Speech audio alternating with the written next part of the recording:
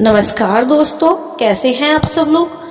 अगर आप मेरे चैनल पर नए हैं तो मेरे चैनल को सब्सक्राइब करें। शिव महापुराण महात्म्य का चौथा अध्याय, चंचुला की शिव कथा सुनने में रुचि और शिवलोक गमन। ब्राह्मण बोले, नारी तुम सौभाग्यशाली हो जो भगवान शंकर की कृपा से तुमने वैराग्यपूर्ण शिव पुराण की कथा सुनकर समय से अपनी गलती का एहसास कर लिया है। तुम डरो मत और भगवान शिव की शरण में जाओ। उनकी परम कृपा से तुम्हारे सभी पाप नष्ट हो जाएंगे। मैं तुम्हें भगवान शिव की कथा सहित वह मार्ग बताऊंगा जिसके द्वारा तुम सुख देने वाली उत्तम गति प्राप्त होगी। शिव कथा सुनने से तुम्हारी बुद्धि शुद्ध हो गई है और तुम्हें पश्चाताप हुआ है तथा मन में वैराग्य उत्पन्न हो गया है, और इसके कारण अपने कुकर्मों से जो आदमी पश्चाताप नहीं करता वह उत्तम गति को प्राप्त नहीं करता है। पश्चाताप करने वाले ही पापियों के लिए सबसे बड़ा प्रायश्चित है। अगर वो पश्चाताप करता है, पश्चाताप ही पापों का शोधक है। परंतु जिसे अपने कुकृत्य पर हार्दिक पश्चाताप होता है वह अवश्य उत्तम गति का भागीदार होता है, इसमें कोई संशय नहीं है। शिव पुराण की कथा सुनने से चित्त की शुद्धि एवं मन निर्मल हो जाता है। शुद्ध चित्त में ही भगवान शिव व पार्वती का वास होता है। वह शुद्ध आत्मा पुरुष सदा शिव के पद को प्राप्त करता है। इस कथा का श्रवण सभी मनुष्य के लिए कल्याणकारी है, अतः इसकी आराधना व सेवा करनी चाहिए। यह कथा भवबंधन रूपी रोग का नाश करने वाली है। भगवान शिव की कथा सुनकर हृदय में उसका मनन करना चाहिए। इससे चित्त की शुद्धि होती है।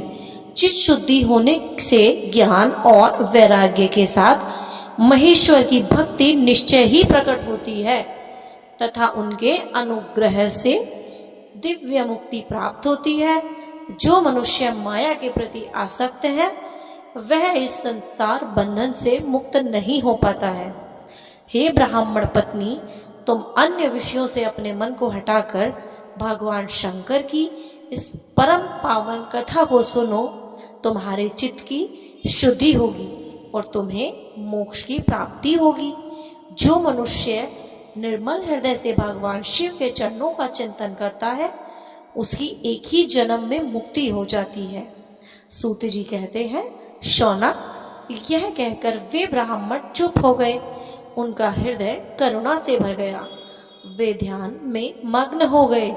ब्राह्मण का उक्त उपदेश सुनकर चंचुला के नेत्रों में आनंद के आंसू छलक आए।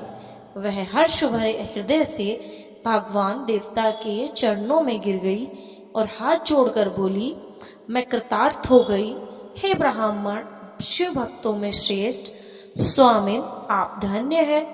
आप परमार्थदर्शी हैं और सदा परोपकार में लगे रहते हैं। साधु, मैं नरक के समुद्र में गिर रही हूँ, कृपा कर मेरा उद्धार कीजिए। जिस पौराणिक व अमृत के समान शिव पुराण कथा की बात आपने की है उसे सुनकर ही मेरे मन में वैराग्य उत्पन्न हो रहा है। उस अमृतमयी शिव पुराण कथा को सुनने के लिए मेरे मन में बड़ी श्रद्धा हो रही है। कृपा कर आप मुझे उसे सुनाइए। सूत जी कहते हैं, शिव पुराण की कथा सुनने की इच्छा मन में लिए हुए चंचुला उन ब्राह्मण देवता की सेवा में वहीं रहने लगी। उस गोकर्ण नामक महाक्षेत्र में उन ब्राह्मण देवता के मुख से चंचुला शिव पुराण की भक्ति, ज्ञान और वैराग्य बढ़ाने वाली और मुक्ति देने वाली परम उत्तम कथा सुनकर कृतार्थ हुई। उसका चित्त शुद्ध हो गया। वह अपने हृदय में शिव के सगुण रूप का चिंतन करने लगी। वह सदैव शिव के सच्चिदानंदमय स्वरूप का स्मरण करती थी। तत्पश्चात अपना समय पूर्ण होने पर चंचुला ने बिना किसी कष्ट के अपना शरीर त्याग दिया। उसे लेने के लिए एक दिव्य विमान वहां पर पहुंचा। यह विमान शोभा साधनों से सजा था एवं शिवगणों से सुशोभित था।